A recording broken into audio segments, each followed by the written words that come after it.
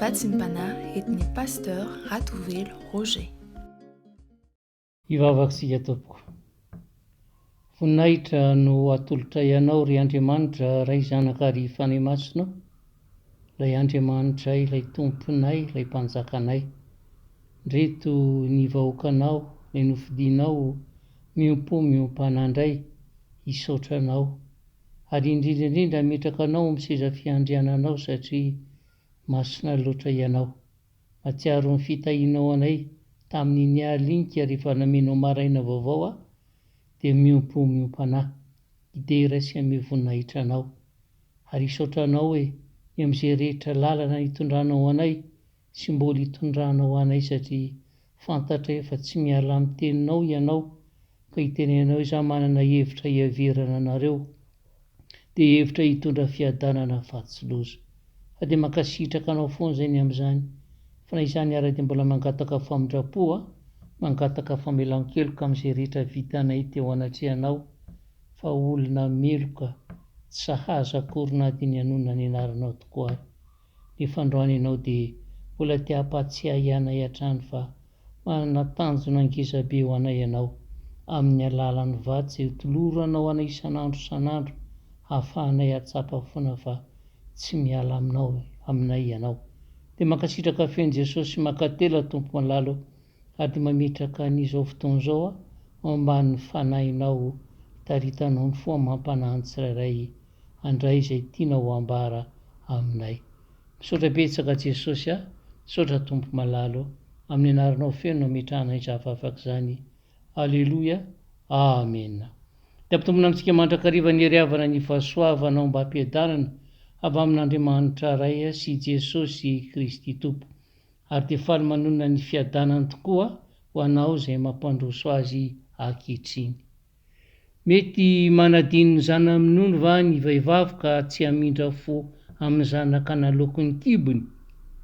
Eny, mety manadino ihany izy, fa izao kosa tsy mba manadino anao. Amen. Isaia 7:7-10.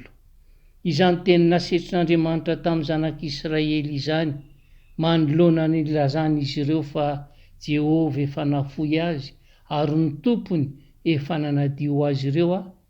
Izany teny izany no omeny tompo antsika androany vatsy raha makivaky ny tontolo andro isika.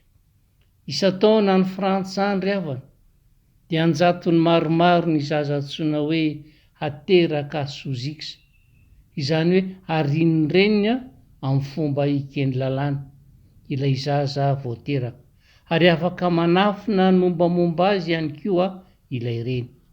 Ary dia maro tahaka izany ihany koa eto amin'izao tontolo izao ny zaza tsy niriny ka arin-dreniny na tsy akasitrahan-drainy. Ary dia tena manindrona ny fo ny mandre an'izany zavatra izany, ka mampantany tena hoe fahafahoriana manahoana loatra re no nahatonga ny fahatanterahana an'izany fihetsika izany. Ho an'ilay zaza voateraka dia fomba tena mampalahelo indrindra ho azy izany, satria vao manomboka ny fiainany dia tsy fitiavana sady no mandray azy, fankalana no mitsena azy. Fantatr'Andriamanitra nefa izany zava-miseho izany, ary fantany raha teo koa ny vokatra mety ateraka izany fanariana zaza izany. Ary dia mihevitra izany izy, nefa tia no fantatry ny olona rehetra fa izy dia tsy mba nandao ny olony noforony. Hoy izy mantsy amin'ny tsirairay hoe hatry ny fony ianao tsy mbola noforoniko akory ka ny kibo no efa fantatro. Asehony amin'izany ary amin'ny fomba tena miharihary fa tsy misy olana teraka vokatry ny kisendrasendra.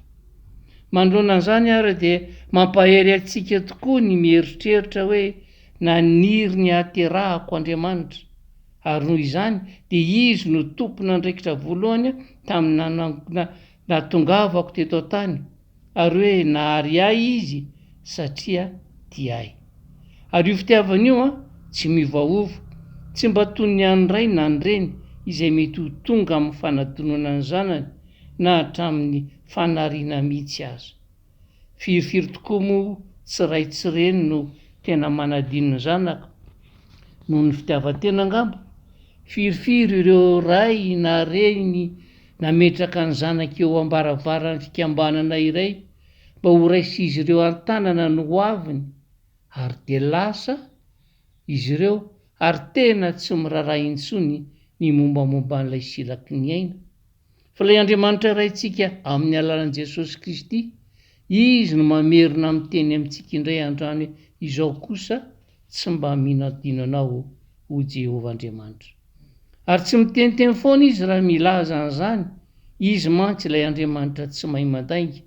Izy ilay miteny, fa rehefa tiany azy amin'izao tontolo izao izy dia tia azy hatramin'ny farany.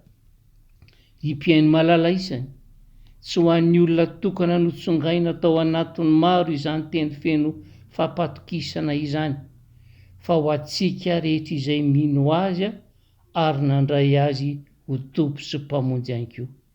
Isika izay toa matsiaro tena ho irery, isika izay toa matsiaro fa manjavozavo no mompantsika, ary toa mibahana ao an-tsaina izany.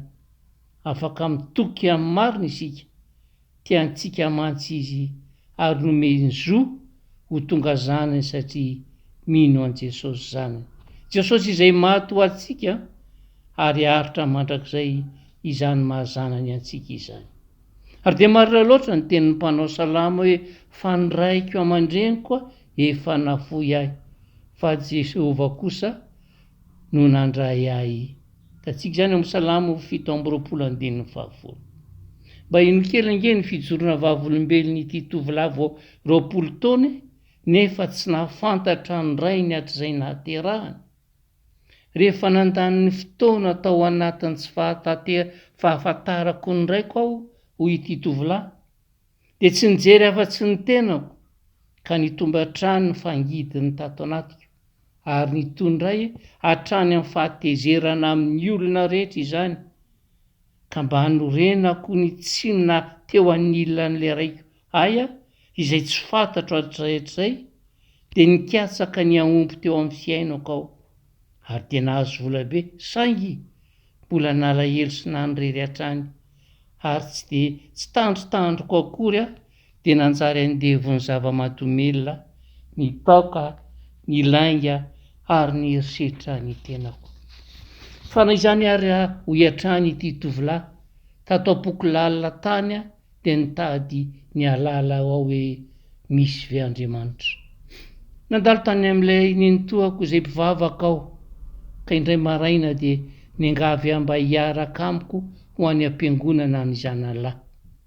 Rehefa teo amin'ny fotoanany toroteny izay tao nahalianay ary nahampihetsi-po ahy ka natsapako fiadana sy fitiavana izay tsy mbola hitako sy tsapako hatr'izay, dia nisy feo miteny ao an-tsofoko ao hoe tsy natao anao izany, hoe isony ireo eo ianao mandeha hanamody.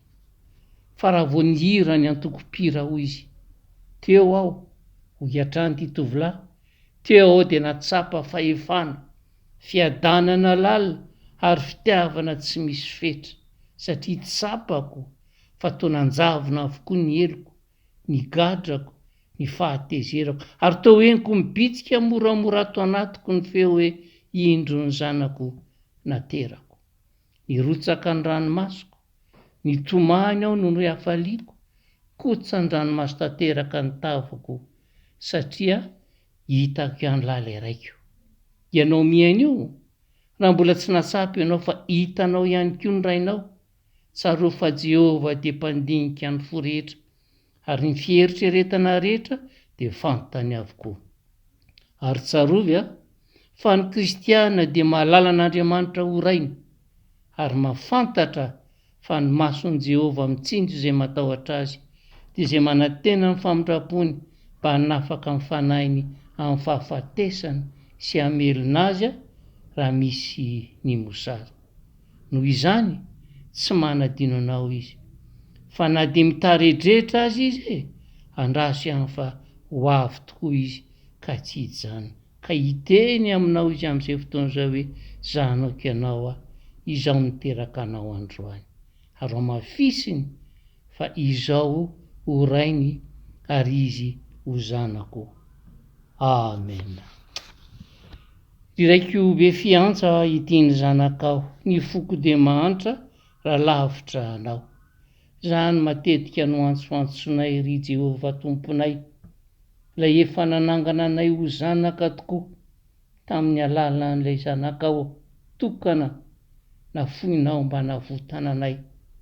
Nefa tena manjenjeny ety amin'izao tontolo izao tokoa izay de matsiaro fa toa tsy manandray, toa miady rery nefa ianao amin'izay fotoan'izao mampatsiahy anay ihany ny tena tiana ho tanterahana, fa na de manadino anay ary ny ray sy ny renay niteraka anay ara-nofo ianao tsy mba manadino anay, fa manamarina ny teninao foana fa tsy ala aminay ny fitiavanao. Mankasitraka anao feny Jesosy ny amin'izany vatsy sy ngeza be ho anay izany, mba inonay foana tokoa izay ty raha mandeha mihazakazaka de mitantana anay ianao. Eny mitrotro anay mihitsy ary matetika mba tsy handreraka anay, mba tongavanay eo amin'le fetra izay hanomoazanao ny varavaram-pitiavana hanjakanay ny fanjakanao. De mankasitraka feny Jesosy ary de mametraka andreto vahoakanao eo am-pelantananao, anehoanao foana fa ianao tokoa ny ray ny tsirairay aby. Mety mbola misy tena mbola manjavozavo ny fiainandreo aza vela Jesosy raha sy tena tsapa amin'ny fony fa ianao mihitsy nikarakara azy, ka marinonao anazy nitsodranonao masina hoe ny zavatra ho avy no antanio ahy, fa ny zanako sy ny asan'ny tanako te havelao atitika any. Hanonanao anazy dray hoe na de ifindrazany tendrombohitra na de hetsika ara ny avoany tsy mba hiala aminay zanakao ny famindraponao, ary tsy ho tsoahanao aminay ny faneken'ny fihavananao, satria anao izay ary maty ho anay ianao ka tsy ho avelanao hamakivaky ny fiainana irery, fa omba anay ianao, hitahy anay ianao ary hikarakara ny zanakao. De mankasitraka Jesosy mankatelo ary de amin'ny anaranao feno ametrahanay izao vatsy izao mba hitoetra ao anatin'ny tsirairay aby, ary ametrahanay ho anao ho rainay mandrakizay. Tanteraka tokoa izany amin'ny anaran'ny Ray sy ny Zanaka ary Fanahy Masina. De mahereza ry hava malala amin'ny Tompo Jesosy hitahy antsika ary ombantsika.